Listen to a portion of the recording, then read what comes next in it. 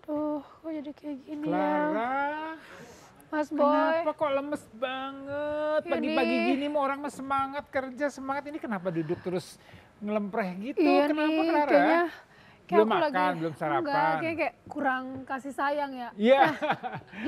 Enggak, Kenapa? Nggak tahu nih, kayak Pucet kemarin. lagi kelihatannya. Pucat ya, Mas ya? Pucet banget. Dari kemarin makannya oke. Terus tidurnya juga istirahatnya oke-oke aja sih. Tapi kayak setiap kali bangun Jangan-jangan lemes lagi gitu. mens. Kalau mens kan banyak darah yang keluar juga nih. Jadi kayak Iya sih, kayaknya lemes bulan ini banget. kayak lumayan lebih banyak lah daripada biasanya. Nah, itu menarik Kenapa nih, ya? hati-hati nih kalau wanita mens kemudian gizinya kurang, banyak faktor untuk terjadinya anemi, Kemarin aku kurang makannya darah. oke sih Mas Boy. Ya kan bukan Tapi kemarin aja, ini kan proses lama. iya ya, mana nasi, seblak, cilok. Ya, itu mah kagak ada zat besinya. Iya, Ayo, ya. kita bahas deh mengenai anemia. Kita sapa dulu pemirsa yuk. Oh ya udah deh. Oke, masih biar kuat sekalian berdiri? belajar. Kuat Masih berdiri? dong, Oke, harus ya. dong. Ini Oke. demi kita semua Kita nih. sapa pemirsa.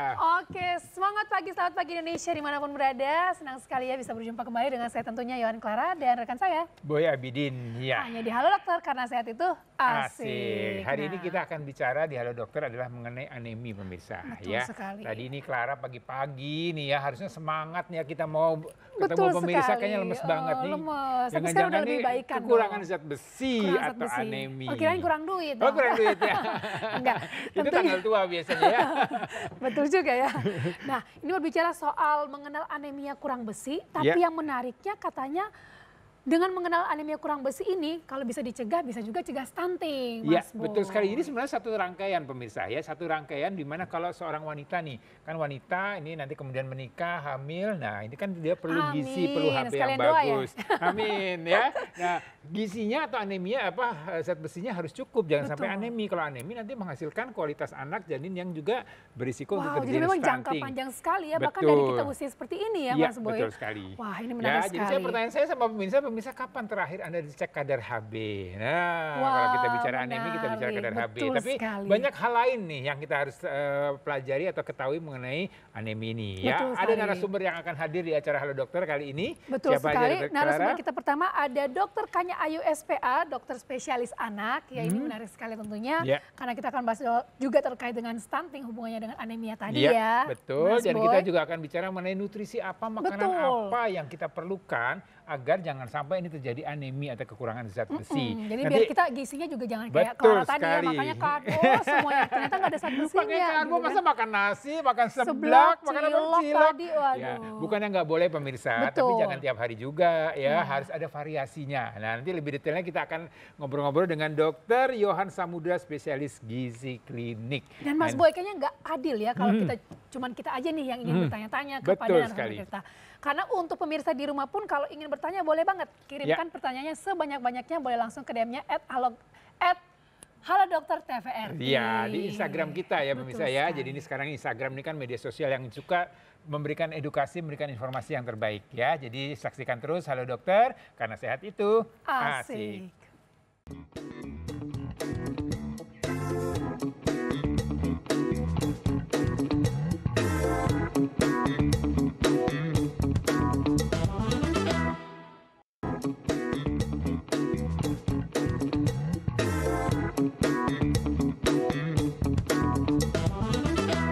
Kembali lagi di Halo Dokter karena sehat itu asik. Asik. Mas Boy, kita mau bahas tentang mengenal anemia. Ya, kita bahas mengenai Dokter Clara ya. Dokter Clara ini pagi ini kelihatannya pucat banget, jangan-jangan dia anemi Aduh, ya. berarti selain harus ngecek HB ya. Ya, Tapi harus sebelum dicek ngecek HB. HB, mau tahu-tahu juga dong gejalanya seperti apa sih biar memastikan ini karena anemia zat besi. Iya, dan Ya kan, pertanyaan Mas Boy? berikutnya, apakah cukup dengan memeriksa HB saja bahwa kita tahu orang ini anemia atau tidak? Wah, Apakah cukup dengan itu pemirsa? betul. Daripada Nah, kita bertanya-tanya, yes. kita langsung panggilkan saja ya Mas Ya, Boy ya, betul narasumber sekali. kita yang pertama ya. Narasumber kita pertama ada Dokter Kanya Ayu, spesialis anak. Kita sambut ya Dokter Kanya. Halo, Halo, Dokter. selamat pagi Dokter Kanya. Selamat pagi. Wah, ini kalau Dokter Kanya beda nih, cerah kan, nggak ada Betul. anemi-aneminya. Halo Dokter. Ya, sehat-sehat Dokter Kanya. Silakan silakan nih dokter Kayak Kanya. kalau menanyakan kabar udah bisa langsung jawab kita ya. Iya, langsung dari tampilan Dan cerah. fisik kita bisa lihat nih orang nih anemia atau enggak gitu ya. Semangat sekali, ini dokter. menarik nih kalau kita bicara kan dokter Kanya dokter spesialis anak. Betul. Kalau dari anak kita bisa nggak sih melihat atau menilai bahwa ini anemi? Karena kita kan akan bahas mengenai anemi terutama Betul. pada anak. Betul. Kalau kita sampai bisa melihat anak ini anemi, which is itu berarti pucet gitu-gitu ya, dan gejala lain aku ada gambarnya, itu justru menunjukkan bahwa udah Parah. Iya, betul. Wah, ini pasti kadarnya udah jelek banget nih. Oh, sampai oke. terlihat penampakan fisiknya. Iya, iya, Nah, iya. seringnya justru yang tidak terlihat kayak tadi dokter Clara, aduh lemes-lemes nih, tapi belum kelihatan pucat, belum apa, Iya, iya. atau kenaikan gampang sakit bisa, kenaikan berpengaruh terhadap nafsu makan, kenaikan berat badan dan seterusnya. Itu Jadi seberapa penting sih anemi ini untuk tubuh kita? Seberapa Zat penting? besi, THB gitu. penting banget karena betul sekali. Jadi anemia itu kan melihat kadar HB, hemoglobin di dalam sel darah merah. Di mana fungsinya dia adalah untuk mengikat nutrisi, zat-zat penting, oksigen dan seterusnya dan mengedarkan ke seluruh tubuh. Jadi kita ibaratkan sel darah merah itu seperti kendaraan umum. Ya, Kita pengennya kendaraan umumnya tuh Transjakarta gandeng semua. ya. Ya, jadi penumpangnya Semua banyak muat. nih. Nah. Iya, Kemana-mana penumpangnya gitu kan. banyak. Jadi nutrisinya, oksigennya, semuanya nutrisi zat pentingnya banyak yang dibawa diedarkan ke seluruh tubuh.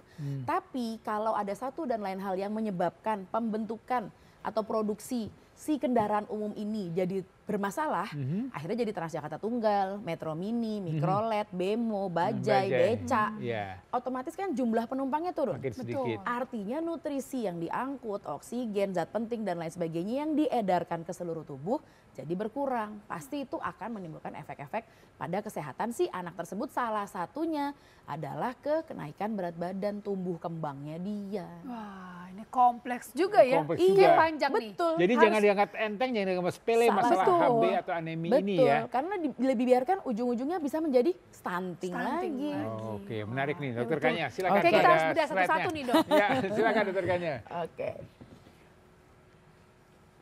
Simsalabim abrahadabra, Abrahadabra. enggak ya? Belum. Oh, Yes, iya. ya. Oke, jadi kita akan bahas tentang anemia kurang besi. Dan anemia adalah menurut kriteria WHO tahun 2011 dilihat kadar hemoglobin seperti dokter Boy bilang, tapi berdasarkan usianya dia. Ya, berdasarkan usia itu kandungannya berbeda-beda dan di sini juga disebutkan ada ibu hamil berusia lebih 15 tahun. Penyebabnya apa? Banyak sekali.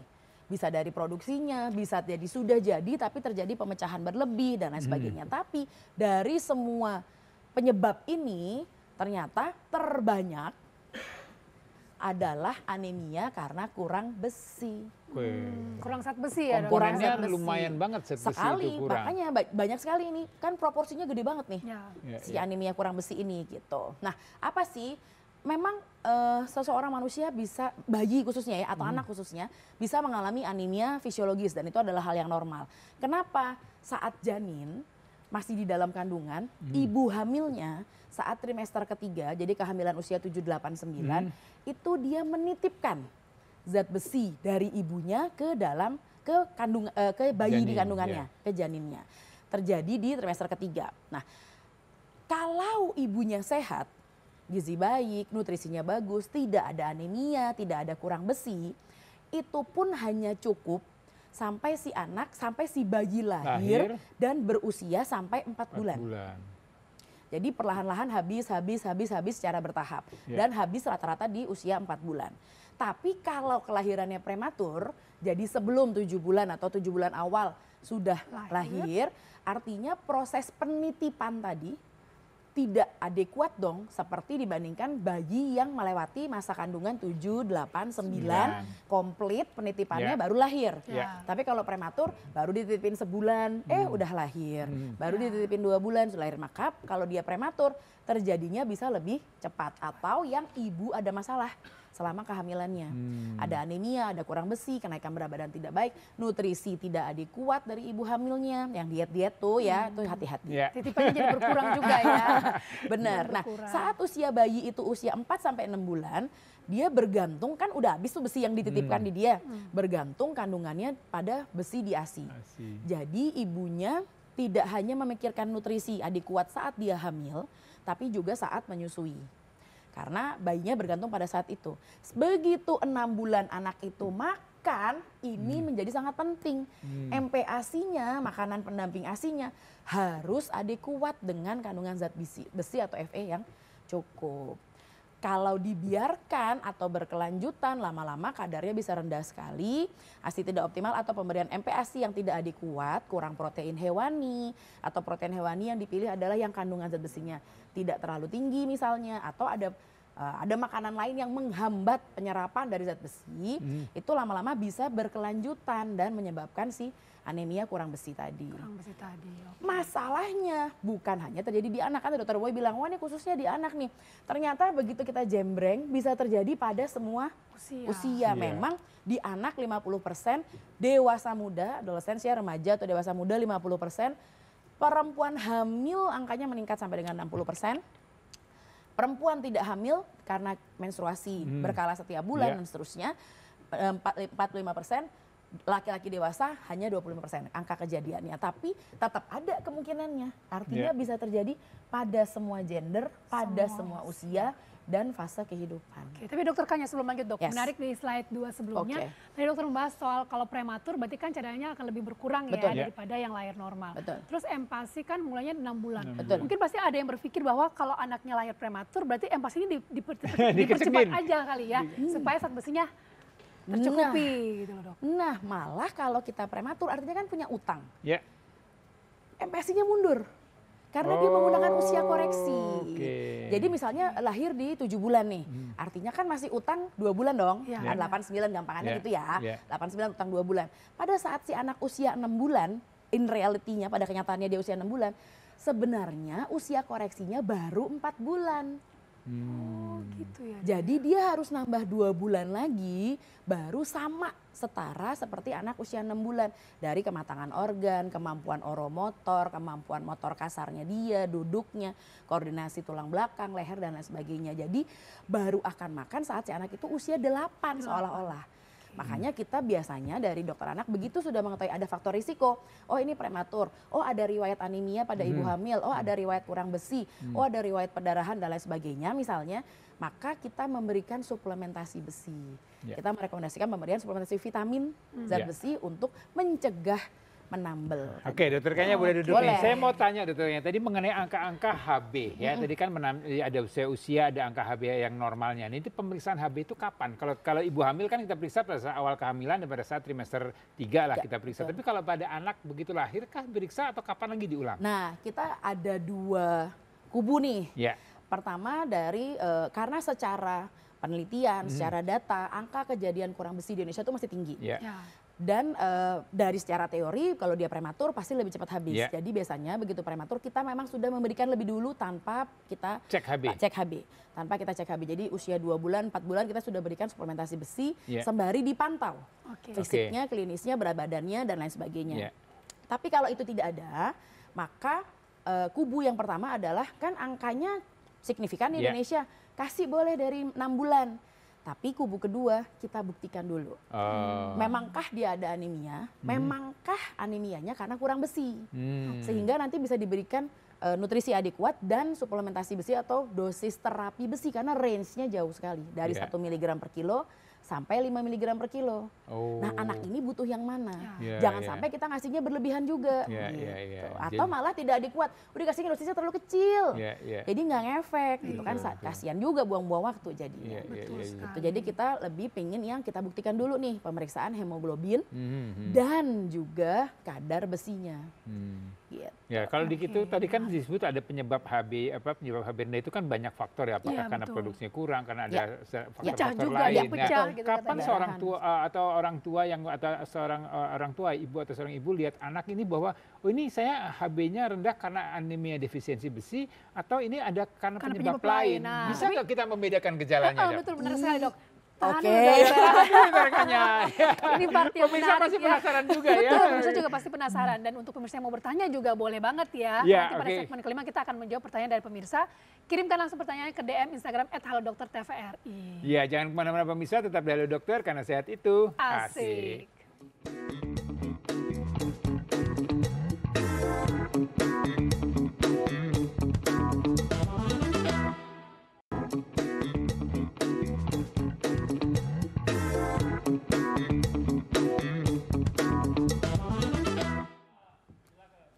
Ya pemirsa, kembali di Halo Dokter karena sehat itu asik. Nah di segmen sebelumnya kita akan atau saya akan bertanya sama Dokter Kanya ya, kalau ibu melahirkan punya anak kemudian ini kapan nih kelihatan HB-nya rendah?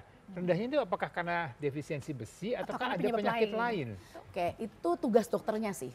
Itu tugas dokternya untuk men-screening. Makanya menjadi penting tuh pemeriksaan mencegah agar tidak sampai terjadi si anemia kurang besi tadi itu. Tapi itu tugas dokternya. Tugas orang tuanya salah satunya adalah memastikan nutrisi yang diberikan adik kuat dan sembari memantau berat badan, tinggi badan dan juga fisik. Kalau sampai kelihatan secara fisik dia pucat, pasti kadarnya udah rendah sekali. Betul, tapi itu menjadi tugas dokternya. Dan memang kita melakukan screening bertahap. Bisa di 6 bulan, setahun, atau bahkan di usia 2 tahun. Prinsipnya adalah 1000 hari pertama kehidupan, sebelum dia lewat dari 2 tahun, itu kalau bisa perfect. Jangan sampai HB-nya rendah. Betul, jangan sampai kita kecolongan nih gitu. Karena angka kejadiannya kan di Indonesia cukup tinggi. Betul. Apakah dengan kita berikan suplementasi duluan kalau ada faktor risiko, atau kita pastikan nutrisinya adik kuat, atau kita lakukan pemeriksaan laboratorium dulu untuk membuktikan apakah yang menarik benar. Dari concern orang tua kalau bayi baru lahir kan kelihatannya bukan pucatnya, tapi ini kok bayinya kuning ya? Iya, makin bingung ya. Betul. Makanya itu menjadi PR dokternya untuk melakukan pemeriksaan lebih lanjut tadi ya. Tapi jadi menarik juga nih, dari anemia sampai bisa berakhir ke stunting itu akan seperti apa nih perjalanannya ya? Abis ini nih, pas banget. Oke, jadi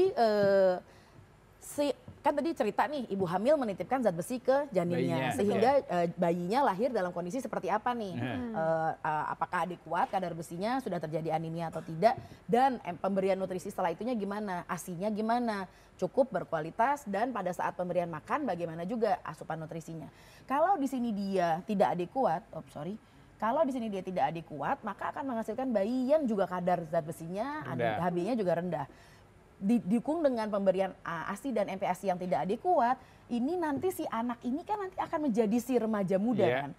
Dan remaja mudanya akan nanti hamil. Jadi ini lingkaran setan banget kalau tidak diputus. Jadi sebenarnya pencegahannya tidak hanya terjadi atau dilakukan pada saat hamil, tapi sebelum itu saat si perempuan ini akan berencana untuk hamil, untuk menikah dan lain sebagainya, itu sudah harus dipastikan dia nutrisinya cukup. Jadi pada saat hamil dan sampai bayinya lahir dan pemberian nutrisi adekuatnya itu mencukupi. Ya, Clara udah cek belum HB-nya berapa? Setelah itu langsung dicek. Jangan lemes-lemes tadi karena HB-nya rendah. Karena ibu hamil yang ternyata pernah mengalami stunting dan melahirkan anak stunting, nanti resikonya dia akan melahirkan generasi yang sama resiko stuntingnya juga ke depannya gitu.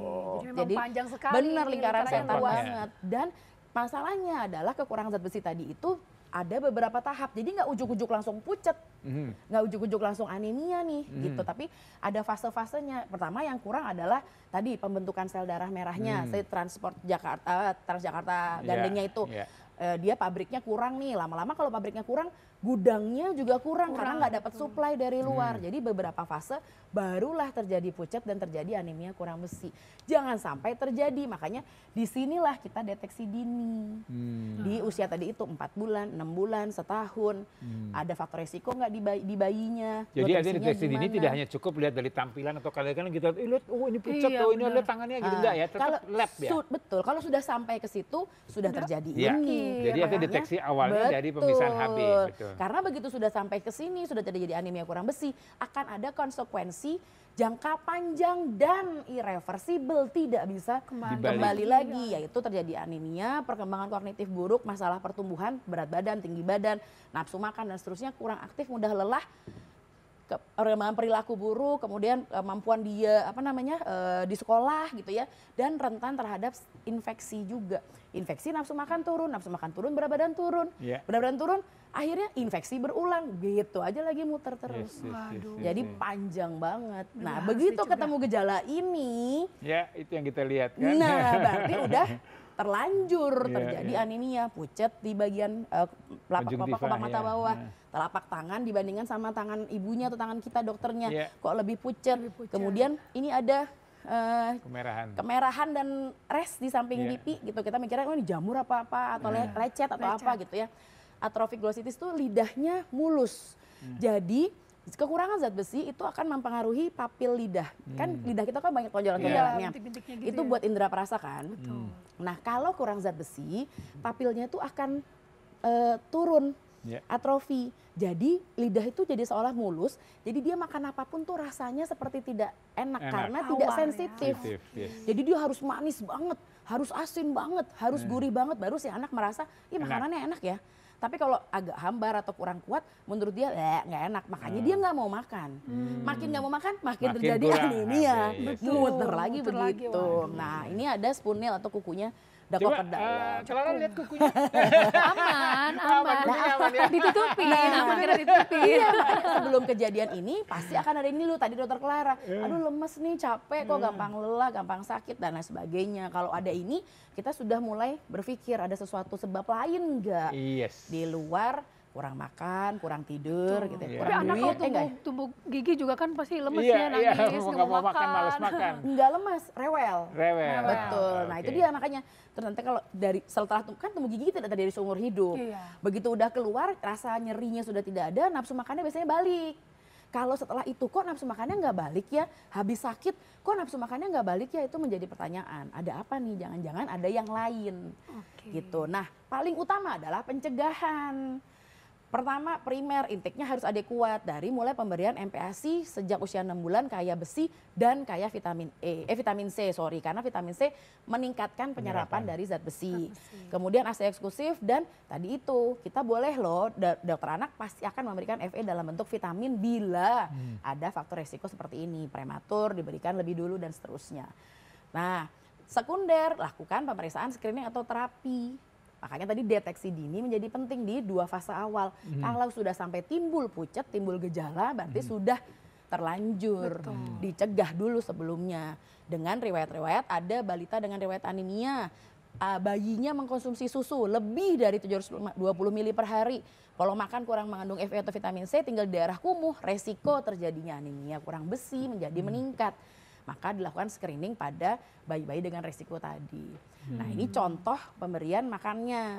Ada yang hem, penyerapan nutrisi zat besinya tinggi dan penyerapannya lebih mudah. Tapi ada yang non hem karena banyak banget yang masih salah kaprah. Oh sumbernya dari daun bayam. Semakin banyak. Iya kan, sayur hijau dan seterusnya. Padahal itu termasuk non hem. Yang bagus adalah yang hem dari protein hewani. Tinggi zat besi, tinggi zinc dan lain sebagainya, asam folat dan sebagainya. Dan kalau diiringi dengan atau vitamin C, maka penyerapan zat besinya menjadi lebih meningkat.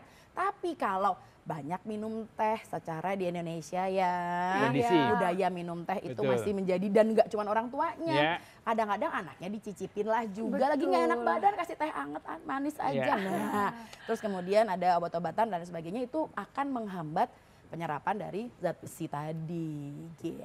Oke, silakan duduk dokter Kanya. Ini saya pertanyaan yang menggelitik zaman saya dulu sekolah.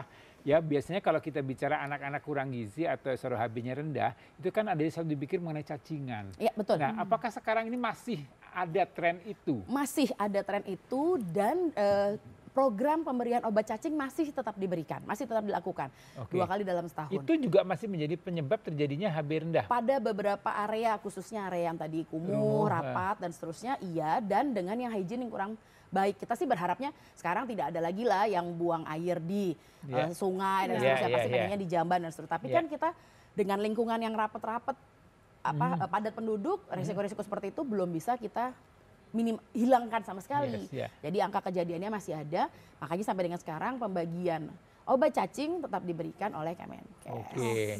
Ada hal lain nggak yang harus diperhatikan oleh orang tua nih ya, para orang tua nih kalau misalnya tadi kan kita bicara masalah faktor nutrisinya, tadi faktor lingkungan kebersihan, ada hal lain nggak yang perlu diperhatikan yang bisa menjadi penyebab seorang anak atau wanita tersebut lah, atau itu bisa terjadi masalah kekurangan zat besi?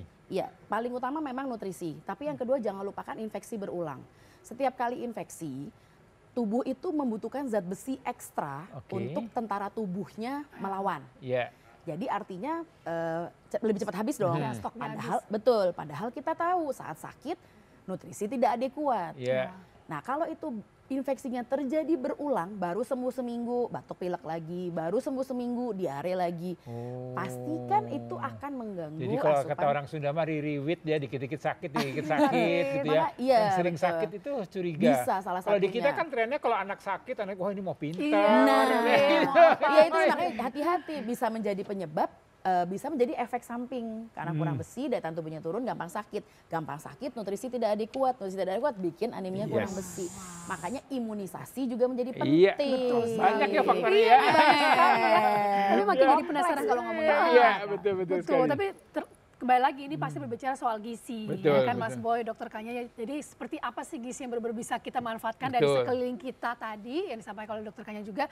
Seperti apa nanti di segmen berikutnya kita akan panggilkan Dokter Yohan ya, seorang spesialis gizi yang tentunya akan bahas lebih tuntas terkait dengan ini. Ya, dan pertanyaan menarik, apakah harus mahal makanan tersebut? Apakah bisa juga makan makanan yang harganya lebih ekonomis untuk itu? Ya, jangan kemana-mana pemirsa, tetap di Halo Dokter karena sehat itu asik.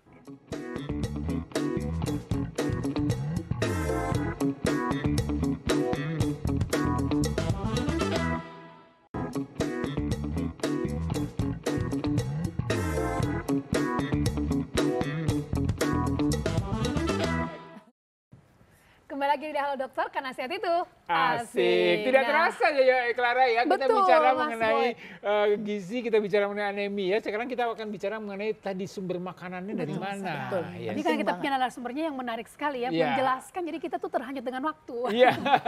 Nggak terasa. Kita panggil deh dokter spesialis gizi klinik, Dokter Yohan Samudra. Oke, Dokter Yohan. Halo Dokter Yohan. Tuh, ini lagi kelihatannya segar ya. Tidak terlihat anemia, jadi terlihat pucat ya. Cuma saya sendiri yang harus dicek setelah ini ya. Silakan Dokter Yohan. Oke, ini kita berbicara soal mengenal anemia kurang besi. Tadi sudah dijelaskan oleh Dokter Kanya, ini seperti lingkaran setan yang harusnya kita hentikan. Tapi salah satu penyebabnya karena nutrisi. Lagi-lagi nutrisi. Ini nutrisinya harus mahal kah Dok? Tentu saja nggak perlu yang mahal, kan yang orang bilang waduh kalau mau protein, mau zat besi tinggi, wah ini harus beli daging, harus beli segala macam yang mahal-mahal. Makan bayam, biar jadi Popeye. Tapi ternyata bayam tadi non-ham. Iya, jadi sesuatu yang itu mau dibahas menjawab juga. lagi ya. Silakan Dokter Yohan. Ya, jadi kita lihat ya di slide-nya. Makanan-makanan apa aja sih yang dapat membantu untuk mencegah anemia? Tentunya yang dapat memberikan memenuhi kebutuhan zat besi, folat dan vitamin B12 itu dulu yang penting ya. Dari 3 zat gizi tersebut. Nah, memang masalahnya di dalam siklus daur kehidupan wanita, maka mereka sangat rentan terkena anemia. Jadi mulai dari kanak-kanak saja, kemudian masuk pubertas, remaja. Nah, bedanya dengan laki-laki, perempuan itu belok dulu ke arah kehamilan. Hamil dulu, melahirkan dulu. Kemudian nanti baru mulai lansia, mulai masuk dulu menopause yang tidak dialami oleh laki-laki. Nah, fase-fase inilah yang membuat mereka rentan terkena anemia. Jadi mungkin di sini ada masalah menstruasi, itu juga rentan anemia pada remaja tentunya. Kemudian ada lagi misalnya ada masalah-masalah infeksi atau masalah-masalah tumor pada gangguan reproduksi misalnya gitu ya. Kemudian ada yang menopause tadi, penurunan hormon estrogen, itu juga mempengaruhi masalah-masalah anemia. Belum saat melahirkan, saat menyusui dan sebagainya selanjutnya ya. Nah, memang dilihat juga prevalensi anemia pada kelompok remaja di Indonesia boro-boro turun, Dokter Boy, tapi malah terus naik. Ya, dari 2013 naik lagi ke 2018 bertambah. Kemudian dilihat di sini proporsi anemia ibu hamil pada riset kesehatan dasar Indonesia, maka yang paling banyak memenuhi kriteria anemia ibu hamil adalah yang usianya muda, 15 sampai 24 tahun. Gitu. Jadi ini memang populasi-populasi yang menjadi fokus kita sebenarnya. Jadi kalau semakin muda mereka hamil, semakin rentan anemia. Gitu ya. Nah, kenapa sih ibu-ibu hamil itu dan ibu menyusui itu penting banget untuk memenuhi zat gizinya? Karena kebutuhan mereka meningkat. Jadi kalau dilihat yang warna biru-biru ini adalah yang tidak hamil, yang merah yang hamil, dan yang kuning yang menyusui, maka yang paling melonjak tinggi adalah kebutuhan zat besinya. Jadi ketika ibunya tidak hamil, dia cukup untuk dirinya saja. Pada saat dia hamil, dia butuh 3 kali lipatnya untuk perkembangan janinnya sendiri juga gitu ya. Dan anemia sendiri kan kaitannya dengan sel darah merah. Sel darah merah tugasnya di tubuh untuk menjadi transport oksigen dan zat gizi. Jadi boro-boro nggak nyampe dong ke janinnya ya, ke ibunya aja kurang gitu ya. Nah, kalau kita lihat dari sini, memang kebutuhan dari zat besi pada anak mulai meningkat dimulai dari usia 6 bulan ke atas. Nah, disinilah mulai masuknya MPASI.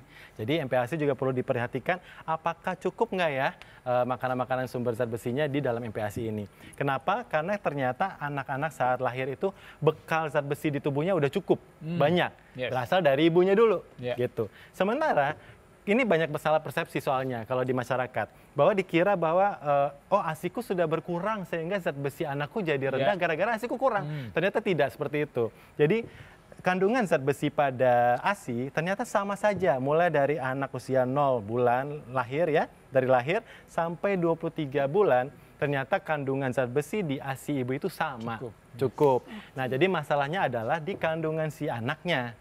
Gitu. Pada saat 6 bulan ke atas, anaknya udah habis nih zat besi di cadangannya atau tabungannya, maka dia butuh dari luar nih gitu. Makanya kebutuhan zat besi pada anak itu 0 sampai 6 bulan tuh rendah, cuma 0,27 mg, hampir nggak perlu gitu. Tapi pada saat 6 bulan ke atas, dia butuhnya 11 mg, 10 mg. Jadi perlu ditambahkan dari makanan dan juga mungkin suplementasi. Nah, ini dia jawabannya. Makanan-makanan yang tinggi zat besi, zat folat, asam folat, dan vitamin B12. Kalau kita lihat di sini, untuk zat besi dan untuk vitamin B12, banyakkan pada sumber hewani. Gitu ya, dari daging apa saja boleh deh, daging sapi, daging kambing juga ada. Kemudian dari seafood, dari kepiting, dari ikan, dari ayam, dari bebek, unggas, semuanya itu juga kaya zat besi. Gitu ya. Sementara untuk folat lebih banyak memang di nabati. Jadi yang paling tinggi ada di edamame, misalnya di asparagus, di bayam, di brokoli, di alpukat juga ada. Gitu ya. Nah, kita cari aja yang lebih murah ya. Misalnya dari bayam juga ada, dari selada juga ada gitu ya. Atau kacang-kacangan. Nah, di sini kelompok dari makanan tinggi zat besi juga ada di yang nabati. Tapi masalahnya tadi sudah disampaikan oleh Dr. Kanya bahwa kandungan zat besinya bersifatnya non-hem, artinya sulit diserap tubuh. Jadi udahlah makan rada banyak dengan kandungan zat besi yang banyak di dalamnya, tapi pada saat di dalam tubuh nggak diserap gitu. Hanya diserap sekian persennya, mungkin 30% sampai 40%. Selain itu buat anak-anak, kalau kebanyakan yang nabati, maka karena seratnya tinggi, dia cepat kenyang. Jadi akhirnya nggak mau makan gitu.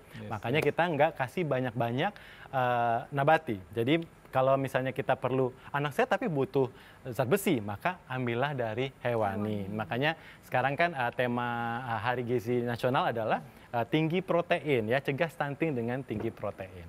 Nah, tadi kita udah bahas juga bahwa zat besi yang pada daging ini namanya heme iron. Jadi hampir 80%, 90% itu diserap semua yang kita makan. Sementara yang sayur-sayuran, yang dari sereal, oat atau buah-buahan, polong-polongan itu non-heme iron. Nah, jangan lupa ada juga yang dapat menghambat penyerapan zat besi. Tadi udah disampaikan juga seperti teh ya. Kenapa? Karena teh itu ada taninnya. Gitu. Tanin atau misalnya fitat ada di teh, di kacang-kacangan, di polong-polongan, itu bersifatnya menghambat penyerapan zat besi. Jadi kita udah butuh zat besi, malah dihambat. Jadi kita nggak dapat apa-apa jadinya gitu. Kata tubuh maunya apa sih? Iya, maunya gimana sih? Udah makan kok bisa dibuang lagi. Iya. Kemudian kebanyakan kalsium. Ada anak-anak yang banyak mengkonsumsi misalnya susu kemasan ya. Susu kemasannya bisa 5 kotak dok gitu ya, 6 kotak dok, nggak mau makan ya iyalah karena dia udah kenyang kan susu kan. Tapi ternyata anemia karena susu kotak itu tinggi kalsium gitu. Jadi menghambat penyerapan zat besi pada makanannya yang udah dikit itu karena dia udah nggak mau makan. Yang kedua lagi, kandungan zat besi yang ada di makanan kemasan itu bersifat non-hem. Gitu, jadi bukan hem, jadi tetap kaitannya dengan hewani. Nah, kalau mau cari yang murah ada dok boy, jadi hati ayam ya, sama hati sapi gitu ya. Hati ayam mungkin dapat lah ya 5.000, bener ya, ada ya, dapat ya 5.000, 10.000 tuh udah tinggi kandungan zat besinya ya. Kemudian yang meningkatkan penyerapan adalah vitamin C, baik dari buah-buahan ataupun suplementasi, dan buah-buahan yang tinggi vitamin A. Jadi dia menarik penyerapan zat besi supaya lebih banyak. Jadi misalnya anak saya memang terpaksa mungkin saya perlu kasih yang nabati, maka tolong dibarengin dengan pemberian vitamin C. Atau misalnya sayur-sayuran yang tinggi vitamin A supaya penyerapannya lebih optimal. Tapi yang menggelitik dari pernyataan Dr. Yohan ini adalah mengenai menghambat ya. Pemirsa juga pasti pikir, jadi nggak boleh dong minum teh, nggak boleh dong minum susu kemasan gitu. Gimana dok? Nah, boleh atau nggak boleh nih dok? Kalau dari teori dokter gizi selalu ngomongin jumlah. Gitu. Jadi memang kalau ada informasi di media sosial gitu dok Boy ya, semuanya tuh nggak boleh ini, nggak boleh itu. Padahal boleh asalkan jumlahnya gitu. Jadi misalnya kita memang mau minum teh gitu ya, mungkin dijarakkan dengan makanan yang tinggi zat besi. Jadi beres dulu di sini, baru masuk yang zat besi. Itu aman ya. Jadi minimal. Kemudian berapa lama dok? Setahun? Kalau misalnya minuman yang bentuknya liquid ya, cairan, itu biasanya 1 jam sudah oke lah. 1 sampai 1,5 jam tuh udah aman. Atau misalnya kita minum zat besi ya, jangan pakai teh berarti gitu ya. Jadi nanti dijarakkan suplementasi zat besinya dengan minum tehnya. Nah saya suka banget minum teh, tolong dibatasin minum tehnya. Mungkin cuma 1 gelas atau 2 gelas. Ada memang banyak orang-orang yang minum teh itu 1 termos. Karena nggak doyan air putih gitu ya. Iya, nah biasanya mereka anemia. Rentan. Iya, kelompok rentan anemia. Ya. Jadi kemudian, nah ini dia salah satu contoh-contoh dari makanan yang tinggi vitamin A dan vitamin C ya. Di sini ada paling tinggi itu bukan jeruk gitu ya, tapi jambu biji, kemudian kiwi, lalu paprika, stroberi dan sebagainya ya. Jeruk juga bisa. Kemudian pepaya ya, lebih murah ya. Tomat, brokoli bisa dicampurkan ke dalam MPASI-nya makanan tersebut. Lalu kemudian yang vitamin A ada wortel ya, ikan-ikanan, kemudian ada ubi. Nah, ini kan cukup sehari-hari ya kita bisa temukan di lingkungan ya. Oke, jadi mungkin itu cegah anemia, maka dari makanan sumber kaya zat besi, folat dan vitamin B12, suplementasi, makanan fortifikasi zat besi, misalnya tadi sereal atau misalnya makanan kemasan yang lain ya, itu memang ada zat besinya. Lalu menghindari zat gizi yang dapat menghambat penyerapan zat besi. Menarik, saya kan Dr. Yohan. Ini saya lagi, tadi Dr. Yohan melihatkan Bapak gambaran makanan-makanan. Tapi kan itu dalam bentuk satu. Kalau kemudian digabungkan jadi satu, kalau kita kembali ke wisata kuliner Indonesia nih ya, makanan apa yang sebenarnya disarankan, tidak disarankan oleh ahli gizi nih? Oke, kalau kaitannya dengan anemia, berarti kita bisa mengkombinasikan daging dengan tomat, ya, atau misalnya minumnya es jeruk gitu. Nah itu sudah bagus tuh untuk memenuhi kebutuhan zat besi, gitu ya. Cuman misalnya kita memang makan daging, kemudian minumnya teh manis misalnya ya. Nah maka mungkin ada beberapa zat besi yang tidak terserap, tapi mungkin minimal karena dia tidak langsung serta-merta gara-gara teh 1 gelas itu udah menghambat penyerapan zat besi semuanya, itu nggak mungkin. Jadi cuman sedikit sebagian aja gitu ya. Jadi kalau misalnya kita nggak anemia ya nggak masalah. Silakan menikmati sesukanya sesuai dengan selera. Tapi kalau memang kita butuh, misalnya kita kaitannya dengan ibu hamil atau ibu menyusui, maka kita bisa pilihkan makanannya misalnya tinggi tinggi zat besi tapi rendah fitat, rendah tanin, jangan makan kacang-kacangan terlalu banyak, polong-polongan dan sebagainya. Tapi kalau misalnya ternyata gini, dokter saya tahu yang tinggi zat besi itu hati ayam atau hati sapi, tapi saya kolesterol dok, gitu misalnya ya. Iya, maka kita beralih ke pilihan lain, misalnya pakai suplementasi atau misalnya pakai daging ikan, daging ayam yang rendah lemak, kemudian tapi ditambahkan porsinya sehingga bisa masuk lagi kebutuhan zat besinya tercapai. Nah ini sekarang kan sudah era-era teknologi ya, semuanya kan ada aplikasi. Ada nggak sih aplikasi gizi yang kita bisa pakai sebagai patokan nih? Kita mau makan, kalau kita mau naikin HB, kita makannya ini, atau kita mau makan protein, makanannya ini. Ada gitu. Dok Boy, jadi nanti bisa gini, pilihan-pilihan dari makanannya. Jadi misalnya mungkin cukup lengkap juga sih. Jadi kalau misalnya kita input ya di dalam aplikasi itu misalnya daging merah 100 gram gitu ya, maka biasanya akan keluar itu kalorinya berapa, proteinnya berapa, zat besinya berapa. Nanti kita tinggal cocokkan dengan kebutuhan gitu ya. Nah, aplikasi macam-macam ya Dok Boy ya, ada yang dari luar negeri, ada yang dari dalam negeri, mungkin bisa dilihat di aplikasi. Tapi itu memang bisa kita pakai sebagai panduan ya? Bisa, kita bisa ngambil itu dari USDA gitu ya, yaitu badan yang untuk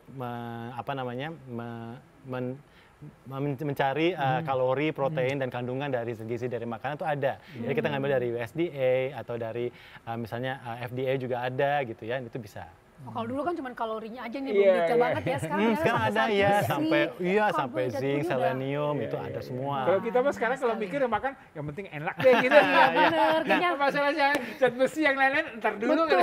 Gampangnya gitu, gampangnya gini, kalau kita makan utama, usahakan makannya yang alami. Karena kita dapat zat gizi mikro. Karena gini Dok Boy, kalau makanan yang jajan-jajanan kita, yang cemilan-cemilan, yang mungkin makanan viral kekinian, maka mereka itu rendah zat zat gizi. Karena apa? Karena dibuatnya dari tepung-tepungan, dari butter, dari krim, dari minyak ya. Jadi nggak gula, jadi rendah zat gizi. Menarik nih, kayaknya nggak habis-habis nih ya informasi mengenai. Tapi pertanyaan dari pemirsa juga udah numpuk nih. Jadi nanti kita akan kembali setelah yang satu ini. Tetap saksikan Halo Dokter, karena sehat itu asik.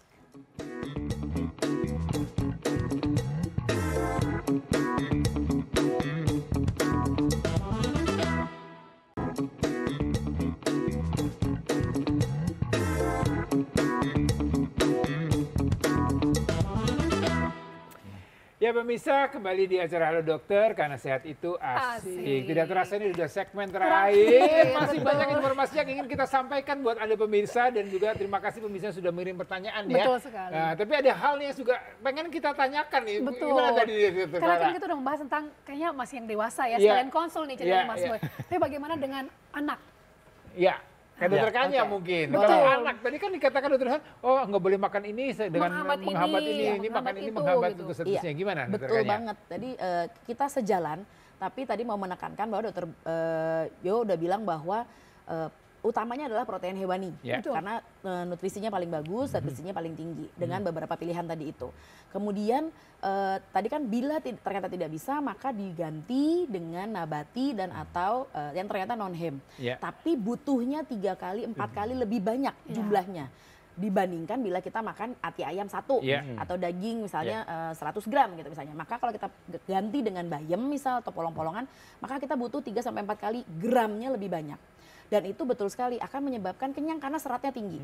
Selain menyebabkan kenyang, anak aja tidak mau makan banyak, ternyata serat yang tinggi itu juga menimbulkan masalah baru. Dia akan menghambat penyerapan nutrisi yang penting. Makanya di anak, kami tidak menyarankan pemberian sumber protein dari nabati dan atau sayur-sayuran dalam jumlah terlalu banyak. Boleh, tapi tidak terlalu banyak, hanya untuk perkenalan. Sama, bukan berarti oh nggak boleh sama sekali. Boleh, tapi jumlahnya dibatasi, tidak terlalu banyak. Fokuskan atau utamakan pada protein hewani. Dan setuju banget dokter Boy bilang, wah mahal. Enggak, kita sekarang sedang menggalakkan bahwa 1 telur per hari itu bisa mencegah stunting. Jadi tidak harus mahal. Pakai bahan apa yang ada. Oke, kita di Kepulauan Seribu banyak apa? Ikan. Oh, ikan bagus sekali, DHA-nya bagus, lemaknya bagus, zat besinya bagus gitu. Oh, kita di pegunungan ada peternakan, ada ayam. Oke, telurnya misalnya. Jadi gunakan makanan yang ada di sekitar kita. Tidak perlu harus yang salmon apa gitu. Nggak perlu. Kembung tuh bagus banget juga. Telur sehari itu juga. Tapi itu tadi kita pilih protein hewani. Dengan nabati boleh masuk tidak terlalu banyak. Sayur-sayur hijau, sayur-sayuran boleh masuk tidak terlalu banyak. Karena dikhawatirkan serat tinggi bikin kenyang dan menghambat penyerapan zat besi yang penting dari protein hewani. Nah, ini menarik sekali ya. Menarik, tapi jadi makin menarik juga membahas terkait dengan pangan lokal tadi ya. Tadi kan kalau disampaikan kayak ada king crab, pasti kan aduh pusing nih ya. Saya aja belum makan salmon, tuna. Tapi kan ada juga nih ya dokter yang saya sepengetahuan saya.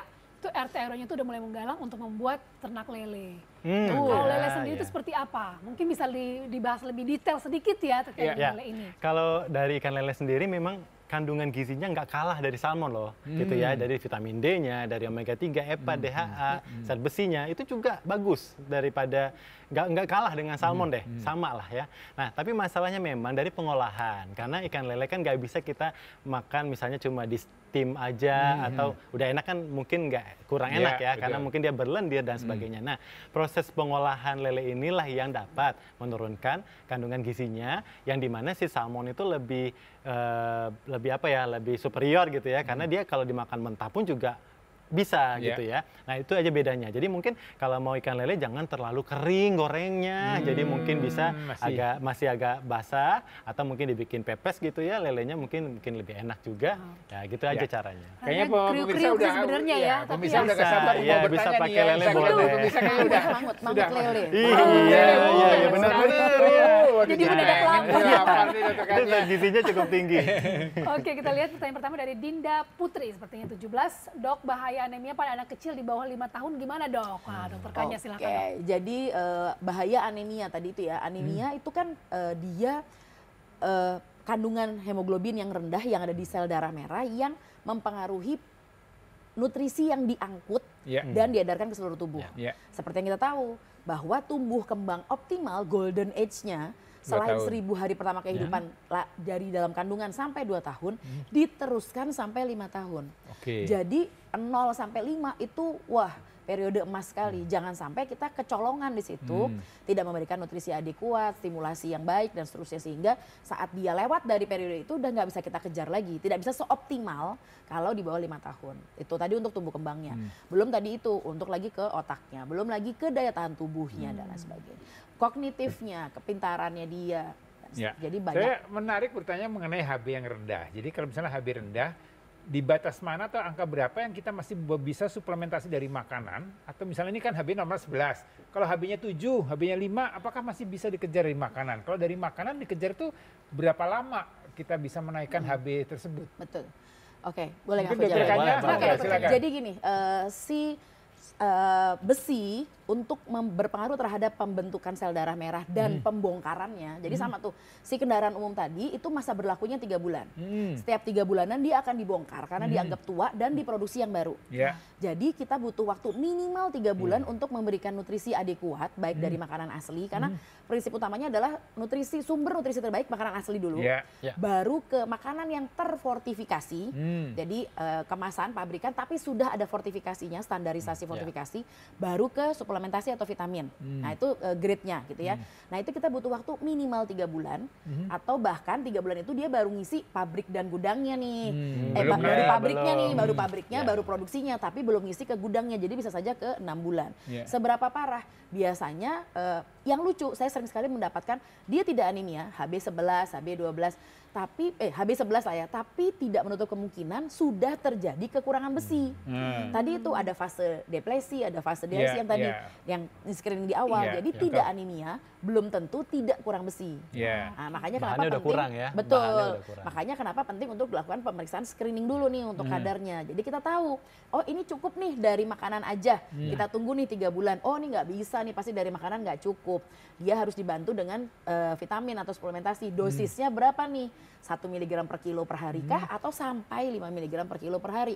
Range-nya jauh tergantung kondisi klinis anak, status gizi, makannya dia gimana, susunya gimana, dan tapi kadar. Tapi waktu 3 bulan itu nggak terlambat ya? Artinya nggak jadi lambat. Artinya dia kan tadi kan segala kognitif dan segala macam. Memang menjadi bahaya gitu ya. 3 bulan. Nggak bisa dipercepat karena memang secara fisiologis proses pembentukan sel darah merah itu terjadinya setiap 3 bulan sekali. Kalau misalnya di booster dengan transfusi gitu, ada nggak poin seperti itu? Betul, bila kadar hemoglobinnya di bawah 6.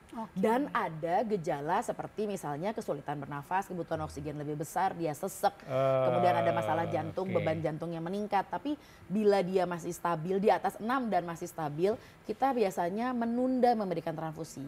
Karena prinsip kita adalah jangan memberikan transfusi bila memang tidak diperlukan. Karena resikonya juga tidak sedikit ya. Tapi kalau HB-nya terus-terusan turun kan juga jadi masalah kan. Menjadi pertanyaan, loh kok kita sudah kasih suplementasi, kasih nutrisi, kok HB-nya turun? Kok HB-nya, apakah ada pemecahan berlebihan?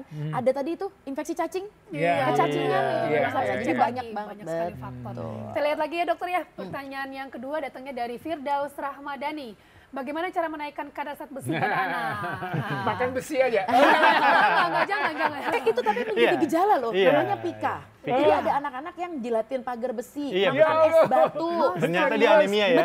Ternyata dia kekurangan zat besi. Karena dia mencari sensasi rasa seperti zat besi itu yang tubuhnya tuh kekurangan. Kasihan sekali ya. Betul, ternyata ada gitu. Jadi malah jadi jawaban seriusnya gimana? Cara menaikkan kadar besi tadi itu kembali lagi karena nomor 1 seperti kata Dr. Yohan bilang bahwa utamanya adalah makanan asli dulu. Makanan asli protein baru hewani dibantu dulu. protein hewani. Betul. Protein hewani real foodnya, kemudian ke MPASI yang sudah terfortifikasi dengan standar harus sekian, baru terakhir adalah dari vitamin atau suplementasi besi. Jadi seperti kata Dr. Yohan, aku setuju banget Dr. Yo, gimana? Terus menambahkan anak. Jadi kalau dari saya sih sebaiknya konsultasi ke dokter ya. Jadi mungkin ke dokter anak dan ke dokter gizi untuk dapat memenuhi kebutuhan anak, untuk zat besinya terutama. Karena gini, nggak hanya sekedar kalau zat besi kurang kita kasih makan apa, tapi ternyata ada kebocoran, maksudnya ada perdarahan di dalam lambungnya kita nggak tahu, ada kekurangan pembentukan dan sebagainya. Jadi banyak hal-hal lain yang perlu kita perhatikan dan itu biasanya dokter yang menemukan. Betul. Tapi pencegahan dilakukan oleh orang tua di rumah agar tidak sampai terjadi, yaitu pemberian protein hewani yang adekuat khususnya di MPASI. Betul sekali. Salah satu pencegahan yang paling jauh juga harus tahu ya atau memiliki edukasi yang cukup ya terkait dengan jadi yang penting di keluarga kita jangan sampai tahu. kita punya masalah dengan anemia. Apakah ibunya, ayahnya, anak-anaknya, bayi yang baru dilahirkan jangan sampai perlu tahu tanda-tanda bahaya ya. Iya. Jadi orang-orang rumah itu perlu tahu tanda-tanda bahaya kapan anak ini harus ke dokter. Gitu ya. Kalau udah lihat oh ternyata nggak mau makan, udah beberapa minggu misalnya. Udah pucat, nah itu segera dibawakan ke dokter. Betul, habis sakit, biasanya setelah sakit kan anak jadi lapar tuh, malah tetap nggak mau makan. Iya, malah lemes gitu. Banyak sekali informasi. Iya kan, nonton Halo Dokter juga salah satu pencegahannya, jadi makin tahu kan terkait dengan pencegahan. Oke, baik, terima kasih Dokter Kanya, terima kasih Dokter Johan. Jadi pemirsa sekali lagi kalau kita bicara masalah anemia, jadi ini dampaknya luar biasa terhadap kesehatan kita, terutama untuk pencegahan stunting. Jadi sekali lagi untuk supaya menjaga HB kita atau tidak terjadi anemia, maka kita harus prioritas dengan makan dengan gizi yang bagus. Untuk itu memang harus menjadi prioritas kita ya. Carilah makanan-makanan yang memang bisa meningkatkan kadar HB kita. Betul, kandungan hem terutama ya yang harus diperhatikan. Sekali lagi terima kasih banyak untuk Dokter Kanya, Dokter Johan atas penjelasan yang luar biasanya dan untuk pemirsa di rumah yang setia menonton Halo Dokter tentunya. Ya, kalau yang ketinggalan pemirsa bisa nonton di channel YouTube kita. Ya, YouTube TVRI Nasional. Dan tetap saksikan Halo Dokter karena pasti akan ada terus nih tips-tips seputar kesehatan yang tentunya menarik dan bermanfaat untuk kita semua. Jadi tetap saksikan Halo Dokter karena sehat yuk asik. Bye.